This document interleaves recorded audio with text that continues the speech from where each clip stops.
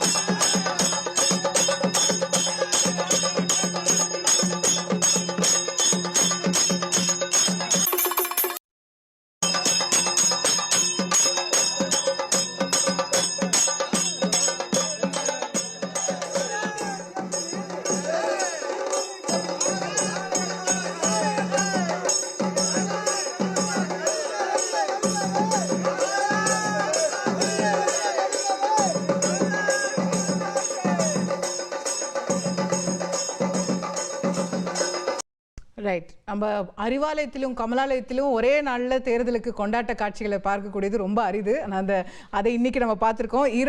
ஈரோட்டுக்காக அறிவாலயத்தில் கொண்டாடுறாங்க. அதே போல் டெல்லி சட்டமன்ற தேர்தல் முடிவுகளை கமலாலயத்தில் கொண்டாடுறாங்க சென்னையில்.